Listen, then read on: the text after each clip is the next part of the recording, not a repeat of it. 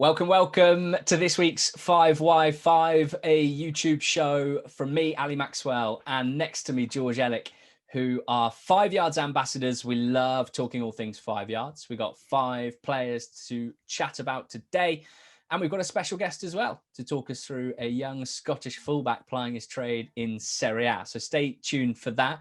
George, very busy transfer window on Tuesday. We're looking ahead, of course, to the window opening again on Friday, but run me through the best bits from Tuesday's action.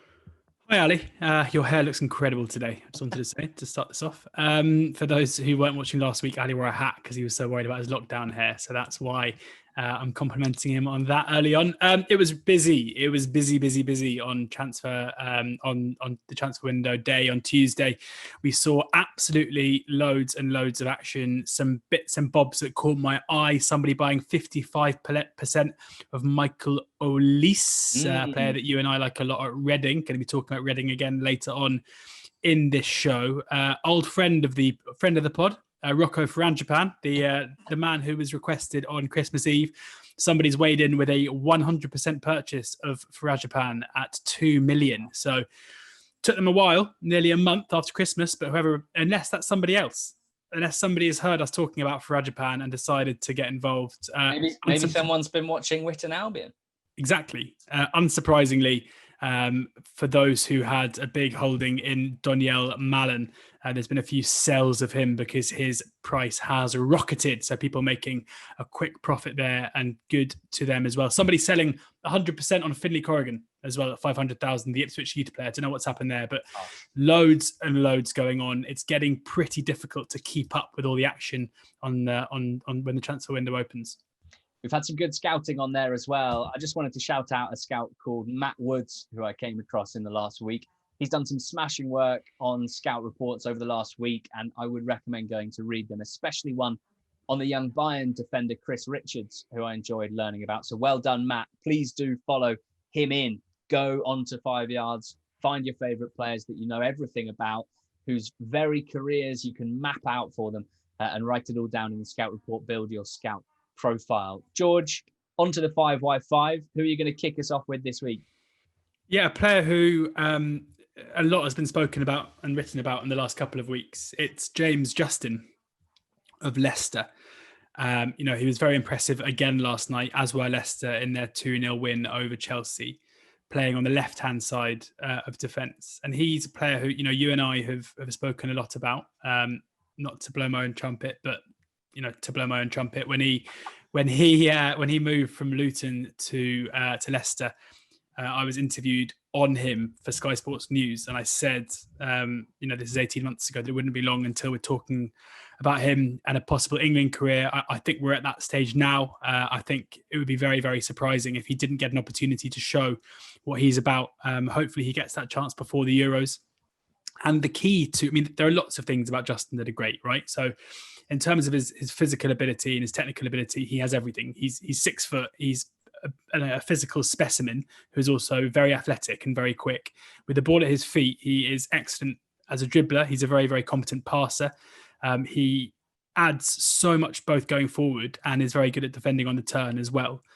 He reminds me in many ways of Kyle Walker to that extent. And I think his versatility is another key aspect of his game. Now, we've never really seen Kyle Walker playing on the left-hand side of defence, or if we have, I can't really remember it. But James Justin is naturally a right-sided player who played at left-back at Luton for long stages because they had Jack Stacey, who's now at Bournemouth, playing on the right-hand side.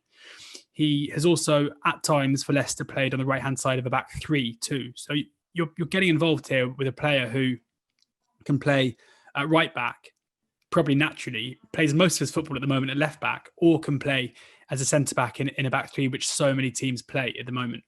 He's up on 5 Yards at £32 million. Now, that is a few million lower than Aaron Wan-Bissaka, of whom I am totally sure that he is a better prospect than Wan-Bissaka long term, even though Wan-Bissaka is an excellent one-on-one defender. I'm not denying that, just in terms of their ceilings and where they could go. I think Justin has a much higher ceiling. Even Reece James and Ben Chilwell. Ben Chilwell is 41 million and Reece James is 46 million, I think. And that's a big jump. I understand that Reece James is 48 million. I understand that, Chelsea are seen as a so-called bigger club than Leicester. But in terms of the immediate prospects for both teams, who's more likely to be playing in the Champions League next year? Correct. Leicester are the more likely team to be playing in Europe next season. All evidence that we saw last night on the pitch suggests that Leicester are currently a better side as well. We've seen, that Chilwell make that move to Chelsea. And, if Justin doesn't fulfill his potential at Leicester, he's going to do it somewhere else. He's only 22 years old. He's 23 next month. He is incredibly exciting. And obviously England are blessed with a clutch of right backs. We haven't even mentioned Trent Alexander-Arnold or Lamptey. But the key thing with Justin, and the reason why he has a bit of a head start on Lamptey, for example, who's going to really struggle to ever break into the England squad because of the strength of the players above him, is that he has that versatility. And that is so key here. If you're Gareth Southgate and you can call on a player for your 23-man squad who can play 3 positions within your formation, that is massive. And he has the quality to back it up as well. He's not just a square peg who can fill a few holes. He's not going to be the Ashley Young suggestion here. He is a player who could easily be playing for an elite side for the next 10 years, playing at right back or playing at left back. I adore him. I absolutely love him. From watching him in that amazing Luton side, knowing it's kind of a low key story for you and I on Not Top 20 talk a lot about players. And he was one who was very, very obvious that he was going to go all the way. And it's taken him a bit of time to get regular starts at Leicester. I think his development's been managed very well by Brendan Rodgers, but now he's there. And I think Leicester fans would probably tell you that if the season stopped now, he'd probably be their player of the season. So a player that I love. And I think because of his range, not only is he so good, both as an attacking fullback and defensively, but because he can play everywhere, 32 million seems like a snip. Well, with my England fan hat on, that's pretty exciting to hear. And do you know what, George? With my England fan hat on, wow, I'm also pretty excited about another. That's why you didn't have a hat on earlier. That's why you had the mop out. And it's Emile Smith-Rowe I'd like to talk about. Very much flavour of the month, isn't he? Not just for Arsenal fans, but I think a lot of people who have watched him play, myself included. That game against Newcastle on Monday night was pretty eye-catching. I do have to remind myself that a lot of players and teams are made to look pretty good on the ball when they come up against this Newcastle side. But at 5 starts, 4 wins, 3 assists, that's 910k already in performance pay in just the last month alone. And so I think it's worth talking about Emile Smith-Rowe. I'm going to start with a little quiz for you because I found this surprising. How many Premier League players under 21 do you think are more expensive, higher value than Emile Smith-Rowe on 5 yards? 7. The answer is 16. Wow. Okay. There are 16 Premier League under 21 players, more expensive, rated higher in terms of future performance pay than Emile Smith-Rowe. Tariq Lamptey, for example, is one of them. He's more expensive than Smith-Rowe. Brighton's fullback, they're very similar in age. Emile Smith-Rowe on 5 yards at £35 million. And I mean, there's a few things to think about here. We do have to come back to the point that unlike James Justin, who will probably, it looks like, be playing in the Champions League next year, we know that the Champions League is where you need to be for the absolute creme de la creme of performance pay. And if Emile Smith-Rowe is going to play for Arsenal for the next few years, it seems unlikely to see the Champions League on his horizon. The chances of Arsenal finishing in the top 4 this season are slim to none. Next season, would you think that might happen? Maybe, maybe not. So it could be a few years before he's really creaming it off in terms of Champions League. And of course, he's got to maintain this spot. I'm not saying for a second that Smith-Rowe is now a lock to play for Arsenal and start games for the next 10 years, but it's been a really bright start. And I think we've seen an intelligence that's really eye-catching, a work ethic as well, and just someone who seems to do simple things very well and at high speed and with high awareness and good technical ability as well. I think he's a really modern player.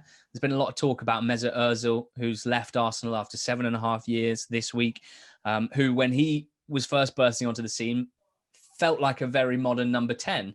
But actually, I think that style number 10 has moved out of the game. Fewer and fewer teams are even playing a number 10 at the top level. Smith-Rowe, I guess, is kind of nominally playing in that position, but fulfilling a very different role. And I think in terms of vision and passing range, will he unlock defenses in the same manner as Ozil and other technical number 10s like that? No, but that's not the only way to get assists. That's not the only way to be creative, even if that is kind of how people think of creative players. Someone like Smith Rowe, from what I've seen, constantly on the move, constantly running in behind, playing with his head up, having the intelligence and awareness to know where your teammates are, and be willing to constantly share the ball as well, pass and move. That's going to get you a lot of returns, a lot of output. I mean, so far he's already got 10 goals and assists in 22 games for Arsenal in all competitions. If you look at Huddersfield last season, 5 goals and assists in 19, so just better than 1 in 4. 14 in 23 for the Arsenal under 23s, which he massively outgrew even as a 19-year-old. So I guess with Smith Rowe, it's just a really interesting one. Does he have the technical ability to reach the very top, to star at the top of the Premier League for a long period, or for England? You might not think so when comparing him to some of his peers around the same age group. And maybe that's why there are 15 under 21 players in the Premier League more expensive than him. But I think there's a place for this type of player on any top team, even if they're not the primary assist maker or the primary goal threat. I think someone like this, who's hardworking, a team player, a good athlete, who makes good decisions and does the simple things really well, I really believe there's a place for that player in pretty much any team. So I'm still getting to know Smith Rowe and work out what his potential is as a player. I'm finding it hard to project, of course, because he's already at Arsenal, and you'd think that they'll want to, they will guard him with their lives, basically. But I'm sure there are Arsenal fans who will see that there are 16 Premier League under 21s and 54 under 21s across world football valued higher than Smith Rowe at the moment on 5 yards. And I think there might be some that disagree with that. And that, of course, is what 5 yards is all about. So Emile Smith Rowe and James Justin, the first two on the 5 yards 5. And now, just for a minute, I'm going to banish George Ellick. Okay, this week's special guest scout is our 5 yards friend and colleague, Alfie WatsonBrown. And the reason we've got Alfie on is because he knows a lot about Scottish football and Scottish football players, and we know less about that part of football. There's one player that we had to get you on to talk about because he's very eye-catching in a number of ways, Alfie. It's Aaron Hickey, who plays for Bologna, but is an 18-year-old Scottish fullback. I mean, all of those words are exciting in that context. And the first thing I want to know from you is, what sort of a player is Hickey, and how has he ended up in Bologna? Well, I think, first of all, it's worth saying that the story of Aaron Hickey is pretty bittersweet because, as most Scottish national team followers will know, he is another left-back. Which we don't really need. The main saving grace is that he is literally ambipedal. So I think a lot of his future is going to be playing on the right-hand side as well. Nice. He played for Hearts. He broke through when he was 17, played a lot of football in a bad Hearts side that got relegated. And his release clause was thought to be around 400k if they got relegated, but he ended up moving to Bologna for around 2 million. He's started a lot of important games for Bologna. He played in wins over Parma, Samp, Cagliari at the start. They've won 5 games in the league, and 4 of those were games that he started in. But their form kind of tailed off when he got COVID, and it's been a bit of a slow recovery since then. So he's back in the team now. He's starting some. He's not actually started a game since he's come back, but he's playing important minutes, and he looks to be finding his form again. Like I say, he can play on both sides very well. So I think he can be a really important addition to any big team if he does make the step up, because he was linked with sort of Man City, Bayern, Lyon level teams before he did go to Bologna. I think he just wanted more of a guarantee of first team football, which the manager, Sinisa Mihailovic, has a history of giving to young players. He brought through Donnarumma at AC Milan when he was only 16. So it looks to be a good step in Hickey's career. Yeah, quite a bold step, but as you say, even the games that he's played in half a season so far probably justify it, and will mean that he's on the radar of a lot of teams across Europe who maybe wouldn't have been shopping in Scotland generally, but might look to Serie A, and especially young players getting game time in Serie A with a bit more interest. I mean, in 5 yards terms, 18-year-old fullback is very hard to project. It's very hard to predict development of those types of players at such a young age. I mean, he's on 5 yards at 32 million pounds, which I mean, it seems quite high, doesn't it? But he's already got 320k in PP from those 4 wins that he started in Serie A this season. So already 1% done at such a young age. If you were to be a Hickey owner, or if you're thinking about getting involved with Hickey, how would you sort of plan and project his development path, do you think? So I don't think I'm really a buy on Hickey right now. I think you're right, 32 million is a lot, and he would go for a lot less than that if he moved right now. But you always look into the future when you buy an 18-year-old. And right now, he's only got 1 senior goal and 1 senior assist. So it's not like he's going to set the world alight in terms of performance pay. But if Bologna start to kind of pick up some more wins, then there are some immediate returns. But past that, I don't think there's an immediate gain to be had from owning Hickey at the moment, because I don't see his price rising while he's still at Bologna until those links to teams like City start to become a bit more concrete. The main thing, of course, you do get from buying him now is you get to say, I was there at the start before everyone else was. So I'm a hold on Hickey right now. But like I say, if he gets a full season under his belt, coming into next year probably, I'm definitely a buy if he starts looking like he's going to move to a Man City type side. And there's definitely a space for him in the City side. I mean, it's no surprise that someone like Pep Guardiola, who's playing How Cancelo pretty much everywhere on the pitch, wants someone who is completely ambipedal at fullback. We know he likes to invert them. So I definitely do see a career progression to an elite level team, mainly for that reason, because he really does have the world at his feet, both feet. And of course, almost all the great British teams in history have had Scottish players at their very core, whether they've played their domestic football in England or in Scotland. Alfie, thanks for joining us. Just to reassure the listeners, Alfie is a left back as well. So don't worry, the left back development alive and well. But cheers for joining us on this week's 5x5. Cheers, Bob. Right. George is back in the building. I've got my hat back on. Didn't want to wear that in front of Alfie, the Scotsman. Didn't want to be incendiary ahead of our Euro 2021 clash this summer. Fingers crossed. George, as ever, 20 plus players going up on 5 yards at the end of this week, ready for the transfer window on Friday. A couple of them from our favourite EFL, including the man you're about to talk about. Yeah, a couple going up that are interesting. Before I get on to my man, Alen Halilovic is going up, who has just gone to Birmingham, a really interesting player. Zach Viner, who you famously called a midfield destroyer on Quest on Saturday, one for the podcast listeners there. And there was one other, Jamie Shackleton, who of course played last season in the Championship for Leeds, who's now a Premier League player. So a few going up. But the one I am going to talk about is Ovi Ejaria, who is going up at £12 million, which I am surprised about. Say it quietly, I am surprised about, because this is the latest in a line of elite Championship ball carriers, basically. He is somebody who follows in the footsteps of Jack Grealish, of Ebere Eze, 2 players we've spoken about on this show. Eze is now valued, I think, at 32 million. Grealish through the roof. And I don't think Ejaria is necessarily much worse than those two. He's destined to have a Premier League career. He's got the caliber. He came through in the Liverpool academy, so he has that Liverpool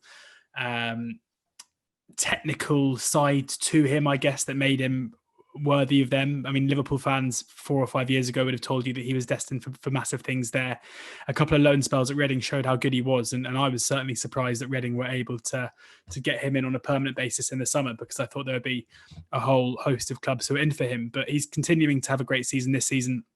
He is a player who I think will, he may be a criticism you could have of him is that he doesn't get enough goals. He doesn't necessarily create he is a creator and he creates a lot of chances, but maybe in terms of goal impact and PP, you'd expect someone of his talents to get a bit more. But at 12 million, this is a guy whose traj is very much upwards. Reading are a team who are in the mix for automatic promotion this season. Will be disappointed if they don't get in the playoffs. I'm a fan of his, and he'll be a fun person to buy, because he's a very fun player to watch. Has that ability to ghost past players without them really even being able to get near him in the final third. Some of his shooting, if you watch the goals he has scored, they're always pretty spectacular. And coming in off the left-hand side, he's a player who will appeal to many clubs. So Ovi Ejaria, my EFL player, at 12 million. I'm not sure I've got any space for more Reading players in my squad. Already got Omar Richards and my golden boy in 5 yards terms, Michael Elise. George, to finish off the 5y5, you gave me a little scouting mission, didn't you? You put me to work this week. Your criteria that I set you was I wanted you to find EFL players under 10 million, so over you wouldn't count, that you are confident will play top tier football in the next few years and for a decent stretch of time. Ooh, what have you got me? That's key, isn't it? There's no point. There's no point necessarily just picking a player for a team that you think will win promotion, who might stick around in the Premier League for a year, losing a lot of games, not getting a ton of PP, and then we'll see you straight back in the second tier. So I think this is an exciting one, and this is Christian Bielik of Derby County. Now, I think you've already spoken about Christian Bielik on 5 yards 5, but I haven't, and I've got lots to say about Bielik. It's part of that because I texted you this morning saying that I thought Chelsea should sign him. I mean, that's basically what 5 yards is all about, right? You sowed that seed in my mind, because although I'm not sure that is likely or on the horizon, I genuinely think that people will look at his skill set, will look at his combination of physical and technical ability, his versatility that he's shown in the EFL, playing either at centre-back in a back three, probably centre-back in a back two. He could handle maybe against, for a strong side against weaker opposition. But certainly in recent times in midfield, having come back from injury, either at the base of midfield or breaking forward a bit more as he was in a game this week against Bournemouth, he's got such a nice mixture of skills. He's got the awareness to play good forward passes, not necessarily a defense splitter. You wouldn't necessarily want him making the final pass constantly against a low block, for example, when breaking a team down, but more than comfortable progressing the ball to players in the final third, passing to teammates in front of him in space. And, he can carry it as well. He's so strong and he's got good speed as well. He seems to be able to gallop through midfield with ease, which, you shouldn't be blinked at, really. It's a tough skill. And as you just said about Ajaria, ball carrying ability, it's kind of been at the heart of a lot of the EFL players that have stepped up. Bielik's 8 million. I mean, he's not a PP merchant by any means. He has scored a couple of goals from set pieces recently. His size means that he is a threat, and I would back him to score a couple every season. Because of his position on the pitch, he's probably not going to rack up a ton of assists as well. But 8 million in 5 yards terms is obviously about as cheap as you can get, really. And I think it's likely that a big team will take a punt on him at some point. Now, Derby did sign him for £10 million, which is a crazy transfer fee for a second-tier club, I think. Now, Derby may come into some financial difficulties in the immediate future. They could be the richest club in England. That's the thing, right? There's no inside info there. But the fact is, Derby County have been a club that have lost a lot of money recently. There are financial fair play rules in the Championship, and they are at risk of flouting them quite brutally. So if you've got an asset like Bielik up your sleeve, that's helpful, and you know that you can fetch a pretty penny for him. Certainly wouldn't sell him for less than the £10 million they bought him for. And I think that his skill set is going to be so attractive to top teams. I think in Championship terms, he's already got a pretty high reputation in the game, because he was signed from Legia by Arsenal and spent his youth career at Arsenal. He's had various loans. He's got 3 caps for Poland. He was a star and captain of a popular the Polish under-21 side that had a good spell when he was playing there. So with a 10 million fee already spent on him, I can see the next one being bigger. I can see it being a club in a top tier. And I just wouldn't be surprised if Bielik goes and plays abroad, not necessarily in the Premier League, but in a top tier in Spain or Italy or even the Bundesliga. I honestly think his skill set could translate anywhere. So you set me that scouting task. I'm going to set one for you next week. I am excited. But an EFL player sub 10 million that I'm confident will play multiple years in a top tier, Christian Bielik, currently on 5 yards at £8 million. As George said, 20 players going up on site. He mentioned a few of them. You've got the likes of Hakan Çalhanoğlu as well, the set piece master, and Teun Koopmeiners, who I know is a very popular player for those who follow Dutch football. So make sure you're on 5 yards at 9:01 on Friday, just after the transfer window opens. Do some scout reports, move around your squad, get involved on 5 yards. Sign up today if you haven't already. And thanks as always, for watching this week's 5Y5. We hope you'll join us again next week.